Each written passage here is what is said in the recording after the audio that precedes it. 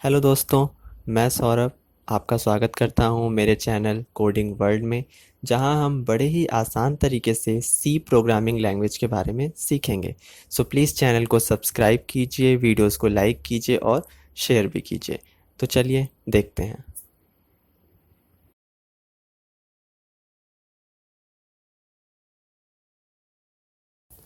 Hello friends, तो आज हम वाइल लूप का यूज़ कर कर फैक्टोरियल का प्रोग्राम बनाना सीखेंगे। तो चलिए शुरू करते हैं। तो सबसे पहले हम समझ लेते हैं कि हम अपने फैक्टोरियल के प्रोग्राम को कैसे क्रिएट करेंगे। उसके बाद हम इस प्रोग्राम को अपने कंपाइलर पे रन भी करेंगे। तो जैसा कि हमने यहाँ पर अपना प्रोग्राम लिख लिया है, factorial of a number using while loop, आप देख सकते हैं स्क्रीन पर। इसके बाद हमने यहाँ पर अपना प्रोग्राम भी लिख लिया है। तो अब समझने की कोशिश करते हैं कि पहले फैक्टोरियल होता क्या है। तो पहले समझते हैं कि फैक्टोरियल क्या है। अब जैसे कि मान लीजिए कि यूजर ने कोई भी नंबर दिया जिसका उसको फैक्टोरियल निकालना है। तो फैक्टोरियल का मतलब होता है कि किसी नंबर के लास्ट सभी डिजिट का मल्टीप्लिकेशन। मतलब जैसे अगर यूजर ने मान लीजिए कि नंबर दिया है 5, तो इसका अगर आप निकालेंगे फैक्टोरियल तो इसका क्या होगा। इसके लास्ट कितने नंबर हैं, 1 है, इंटू 2, इंटू 3, इंटू 4, इंटू 5। तो ये हमारे 5 के पहले यानी कि 5 4 3 2 1, तो 5 नंबर्स थे हमारे। उन सभी नंबर्स का जब हम मल्टीप्लाई करेंगे तब जाकर जो हमारा आंसर आएगा वो हमारा होगा फैक्टोरियल। तो यूजर कोई भी नंबर देगा, हमें 1 से लेकर उस पर्टिकुलर नंबर तक इनटू करते चले जाना है और जो भी उसका फैक्टोरियल होगा वो हमारे सामने आ जाएगा। तो इतना करने के लिए हमें एक वाइल लूप की ज़रूरत पड़ेगी। तो हम यूज़र से एक नंबर लेंगे और वाइल लूप को उस नंबर तक चलाएंगे। अगर मान लीजिए कि यूज़र ने दिया है 7, तो इसका मतलब कि अब एक लूप कितनी बार चलने वाला है, 7 टाइम्स चलने वाला है। तो चलिए अपने प्रोग्राम को देखते हैं कि किस तरीके से हम उसमें लूप को बना सकते हैं। तो यहाँ पर हमने सबसे पहले वेरिएबल डिक्लेयर कर लिया। वेरिएबल का नाम क्या है, int n fact1। एन तो हमारा यूजर से वैल्यू लेगा, यानी कि वो नंबर जिसका फैक्टोरियल हमें निकालना होगा। अब फैक्ट क्या है, फैक्ट इक्वल टू 1। देखिए फैक्ट वो है वेरिएबल जो कि फैक्टोरियल, जो कैलकुलेट फैक्टोरियल होगा उसे अपने पास स्टोर करके रखेगा। अब उसमें हमने 1 क्यों रखा है, 0 क्यों नहीं रखा, क्योंकि यहाँ पर मल्टीप्लिकेशन होने वाला है और जब 0 से किसी नंबर का मल्टीप्लिकेशन होगा तो पूरा नंबर हमारा 0 हो जाएगा। इस वजह से यहाँ पर हमने फैक्ट में 1 दिया है। 1 देने का रीजन पहला तो ये हो गया, और दूसरा ये कि वो आंसर को मैनिपुलेट नहीं कर सकता। कोई भी आंसर आएगा उसमें अगर आप 1 से गुणा करते हैं, मल्टीप्लाई करते हैं, तो वही आंसर वापस से आ जाएगा। तो इसलिए यहाँ पर हमने फैक्ट नाम के वेरिएबल के अंदर 1 रखा है, 0 आप नहीं रख सकते, नहीं तो आपका पूरा फैक्टोरियल ही 0 आएगा। तो ये हमारा हो गया वेरिएबल डिक्लेरेशन। अब हमने यूजर से एक नंबर मांगा, इंटर द नंबर, एक मैसेज दिखा दिया। यूजर ने एन में वो नंबर स्टोर कर दिया। तो यही हम मान लेते हैं कि यूजर ने हमें 5 दिया है, तो एन की वैल्यू कितनी हो चुकी है, 5। ठीक है, ये एन की वैल्यू है 5। उसके बाद अब हम एक लूप चला रहे हैं। वो लूप तब तक चलेगा जब तक कि वो यूजर की वैल्यू तक पहुंच न जाए। अब देखिए फैक्टोरियल कहाँ से काउंट हो रहा है, 1 से काउंट होगा। कहाँ तक चलना है, जहां तक यूजर ने उस नंबर को इंटर किया है। तो यहाँ पर हमने क्या किया कि लूप चलाया जो कि 1 से है, यानी कि इनिशियलाइजेशन क्या होगा, 1 से होगा। और कब तक चलेगा, यहाँ पर हमने i less than equal to n दिया। पहले के प्रोग्राम्स में हम यहाँ पर एक कांस्टेंट वैल्यू दे देते थे, जैसे लेस देन 5, लेस देन 10, जो भी हमारा मन करता था। तो यहाँ पर हमने n लिख दिया। n का मतलब कि यूजर ने जो वैल्यू दी है वो। तो यहाँ पर n की वैल्यू कितनी हो जाएगी, n इक्वल टू 5। तो इसका मतलब कि ये लूप कितनी बार चलेगा, यहाँ पर हम 5 कर देते हैं। ये लूप अब कितनी बार चलने वाला है, i less than equal to 5, यानी कि ये लूप अब 5 बार चलेगा। तो चलते हैं लूप के अंदर। अब देखिए सबसे पहली लाइन क्या है कि fact equal to fact into I. अब यहाँ पे हमारा लूप कैलकुलेट करना शुरू कर रहा है हमारे फैक्टोरियल को। तो पहली लाइन क्या है कि फर्स्ट टाइम फैक्ट में हमने 0 रखा है, ठीक है। तो हम यहाँ पे लिख देते हैं फैक्ट इक्वल टू फैक्ट की वैल्यू कितनी है 1 और फर्स्ट टाइम आई की वैल्यू कितनी है 1, तो आई 1 इंटू 1 इक्वल टू 1। तो अब फैक्ट की वैल्यू 1 ही है, ठीक है। उसके बाद अब आई नीचे जाएगा और आई की वैल्यू एक बढ़ जाएगी, यानी आई इंक्रीमेंट हो जाएगा।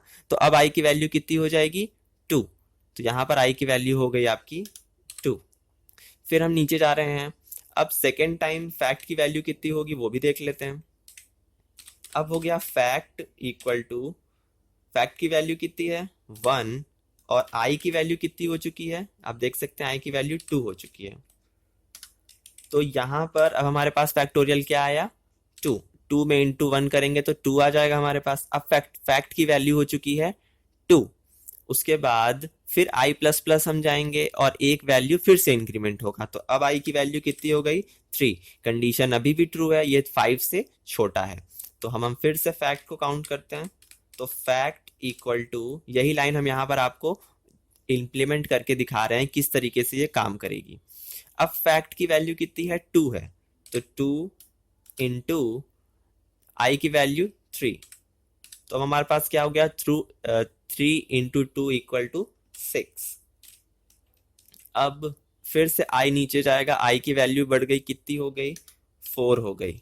अब यहाँ पर हमें क्या करना है, फिर से ये कंडीशन हमारी ट्रू होगी और यहाँ पर हम लिख देते हैं फैक्ट इक्वल टू, अब फैक्ट की वैल्यू कितनी है 6। याद रखिए जो यहाँ पर आंसर आ रहा है वो फैक्ट की वैल्यू को चेंज कर दे रहा है, तो अब हमारी फैक्ट की वैल्यू है 6 इंटू 4, तो 6 इंटू 4 करेंगे तो आएगा 24। अब फैक्ट की वैल्यू 24 है। फिर आई की वैल्यू बढ़ गई यहाँ से, तो अब आई की वैल्यू कितनी 5। अब ये लूप सिर्फ एक बार चलने वाला है क्योंकि ये इक्वल हो गया है, 5 के बराबर हो गया है। अब यहाँ पर नेक्स्ट लाइन क्या होगी कि फैक्ट इक्वल टू 24 इंटू 5, तो कितना आएगा हमारा 120, तो हमारा कितना आएगा 120। तो ये है हमारा जो कि फैक्टोरियल काउंट कर रहा था। तो फैक्ट में हमारे क्या आ चुका है 5 नंबर का फैक्टोरियल, ठीक है। तो हमारे 5 नंबर का फैक्टोरियल क्या है 120, जो कि फैक्ट नाम के वेरिएबल के अंदर स्टोर हो चुका है। तो ये वापस से आई प्लस प्लस हो गया और आई की वैल्यू अब 6 हो चुकी है, ठीक है। आई की वैल्यू हो चुकी है 6, लेकिन अब ये वाली कंडीशन हमारी फॉल्स हो गई, इसलिए हम अब लूप के अंदर नहीं जा सकते। हम आएंगे कहाँ प्रिंटएफ के पास, और प्रिंटएफ में हमने क्या किया फैक्ट को प्रिंट कर दिया। तो फैक्ट में हमारा क्या था 120, जो कि हमारे 5 नंबर का फैक्टोरियल है होता है, ठीक है। तो इस तरीके से हम किसी भी नंबर का फैक्टोरियल काउंट कर सकते हैं। तो हमारा प्रोग्राम यहाँ पर तैयार हो चुका है, अब हम इसे अपने कंपाइलर में रन कर भी देख लेते हैं। तो हमने अपना कंपाइलर ओपन कर लिया है और अपनी हेडर फाइल और वॉइड मेन फंक्शन को भी डिक्लेयर कर लिया है। तो चलिए अपने वेरिएबल को डिक्लेयर कर लेते हैं।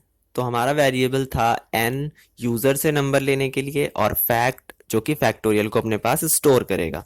तो आपके वेरिएबल का नाम कुछ भी हो सकता है, तो हमने फैक्ट और n लिया था। 1 हमने फैक्टोरियल में इसलिए लिया है ताकि वो आंसर्स को मैनिपुलेट ना करे, और अगर हम 0 ले लेते हैं तो वो पूरे आंसर को 0 कर देगा, क्योंकि फैक्टोरियल में हम मल्टीप्लिकेशन करते हैं, मल्टीप्लाई करते हैं नंबर्स को, इसलिए। तो यहाँ पर हमने यूज़र को सबसे पहले एक मैसेज दिखाया था। मैसेज में हमने लिखा था इंटर द नंबर, तो वो नंबर कुछ भी हो सकता है जो कि यूज़र फैक्टोरियल के लिए देना चाहे। उसके बाद हमने अपना स्कैनएफ फंक्शन लिख लिया। अब स्कैनएफ फंक्शन के अंदर हम %d लिख देते हैं, %d कॉमा m%n, यानी कि वो वेरिएबल जिसके अंदर डेटा स्टोर होने वाली है। अब यहाँ पर हम इनिशियलाइजेशन आई हम 1 से स्टार्ट करेंगे। अब हमारे यहाँ पे लूप आ गया है। लूप में हमें क्या करना है आई लेस देन इक्वल टू, यहाँ पर अब हमें उस वेरिएबल का नाम देना है जिसमें यूज़र डेटा देगा। तो आपका वेरिएबल जो भी होगा आप वो यहाँ पर लिख दीजिएगा। अब हमें क्या करना है यहाँ पर फैक्टोरियल को काउंट करने के लिए लिखना है।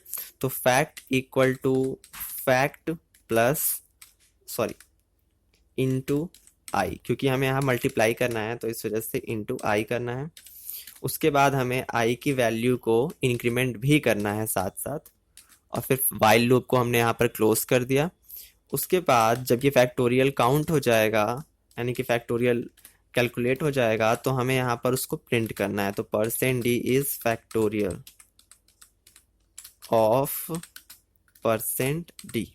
यहाँ पर हम दो नंबर्स को प्रिंट कर रहे हैं। पहला वो नंबर होगा जो फैक्टोरियल काउंट होगा, यानी कि फैक्ट, और दूसरा वो नंबर होगा जिसकी फैक्टोरियल हमें निकालनी थी, तो वो था हमारा n।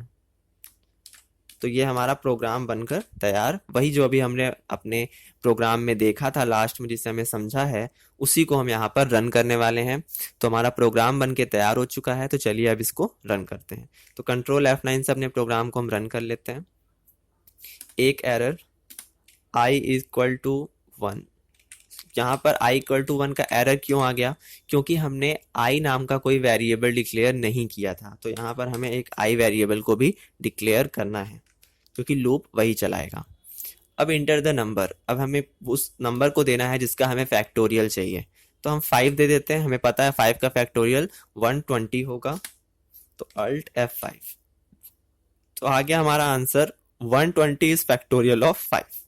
तो आप किसी भी नंबर को एंटर करेंगे आपको उसका फैक्टोरियल मिल जाएगा। एक नंबर और दे देते हैं, मान लीजिए हमने दिया 4, तो 4 का फैक्टोरियल क्या होना चाहिए? 24। तो हमारा फैक्टोरियल क्या आ गया? 24 इज अ फैक्टोरियल ऑफ 4। तो हम अगर किसी और बड़े नंबर का दे देते हैं, जैसे कि हमने 6 दिया है, Alt F5, तो 6 का हमारा 720, 720 इज अ फैक्टोरियल ऑफ 6। तो इस तरीके से हम किसी भी नंबर का फैक्टोरियल काउंट कर सकते हैं। तो आई होप आपको समझ में आ गया होगा कि किस तरीके से आप अपना फैक्टोरियल निकाल सकते हैं वाइल लूप का यूज करके। आपको अगर कोई भी प्रॉब्लम होती है तो आप हमें कमेंट कर सकते हैं या हमें मेल भी कर सकते हैं। तो आज की वीडियो में बस इतना ही।